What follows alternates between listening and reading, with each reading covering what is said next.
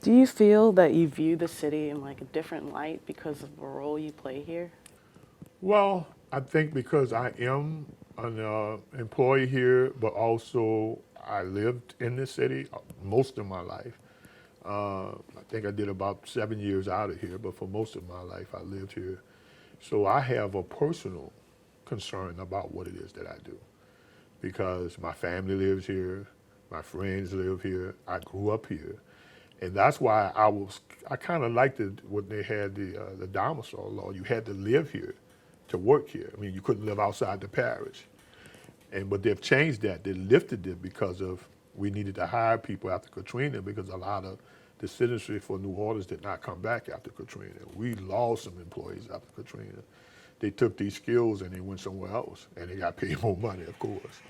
But so they didn't come back.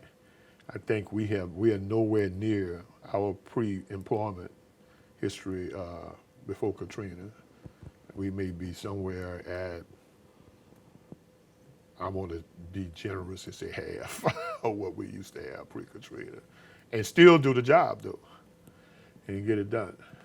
That's good. Yeah. Um, so, working on this poetry project, I feel like I've developed a very personal connection to water, and I feel that it sustains and provides life. With your role as a pump station operator, um, and sustaining like civilization in New Orleans, what role does water play in your life?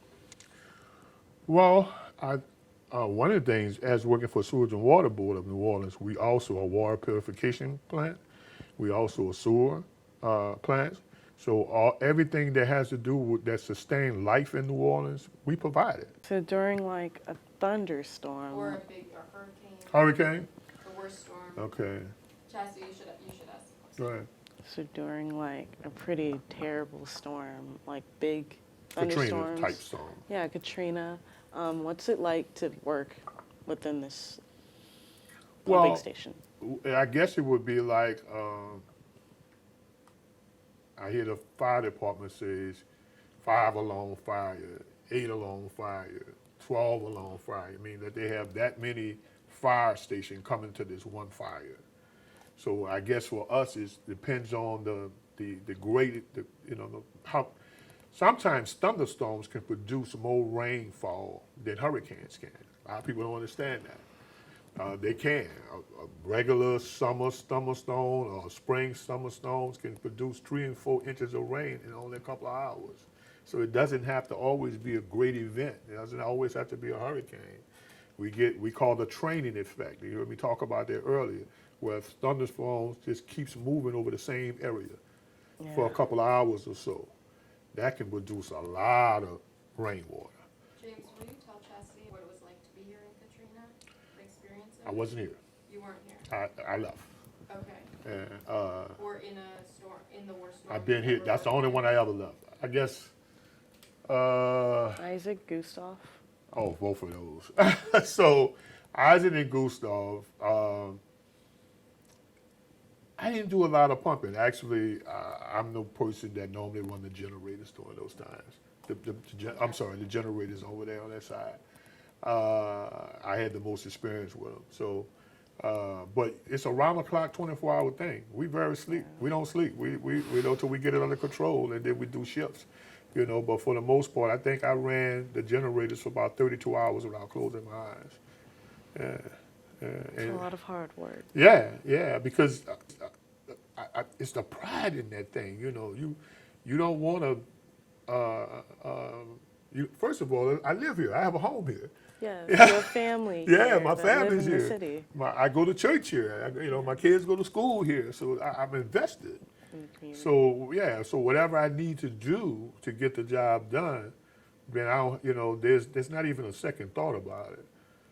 You know. So this isn't just a job to you, is it? It's No. like you're sustaining the place you live in. We sustain life and property. If I don't do my job, people die, and they lose their property. It's very true. Yes, it is true. Yeah. If we don't do what we're supposed to do during large rain events, people do drown. You know, they have drowned. You know, they go under them overpasses, even though we got them big old rulers that say they got X amount of water if you pass through here. They be like, it don't look that deep. And they drive under and they have to be rescued. Some of them don't make it. You know, but so yeah, we have to take our job very seriously. We don't, again, unsung hero. We don't get the accolades at the police department or the fire department or the hospitals or any of the other places, but they can't do nothing unless we do our job. Hey, will you just, we're gonna wrap up in a Uh-huh. second, but, just like what the emotional experience is of working in one of those storms, like if you. You didn't see them tears in my eyes just now. It should be on your camera. Yeah. Nice. Yeah. Would you mind telling us what it's? I feel weird asking you, like, Go ahead. how did you emotionally feel during this? 'Cause, what are some emotions that go through your head when a big thunderstorm happens and you have to? Well, if we're talking about storms where people have to evacuate, that means that we are not with our families. They leave without us, you know, so we have to stay. So that means my wife and my kids are on their own. Well, most people who live in the city, who do other jobs, they get to leave with their families. So for sometimes that we don't even know, you know, we may have some destinations for them, but we have to wait till they get or try to keep it. But if we're busy, we don't even have time to kind of keep in contact with them to see are they all right. So that can be emotional for you. Can be emotional strain. So while your family is fleeing the city, you have to stay and make Have sure to stay and make sure that it doesn't get too bad. too bad. There you go. Good words. That's 35 years doing it. Unsung heroes. Yeah.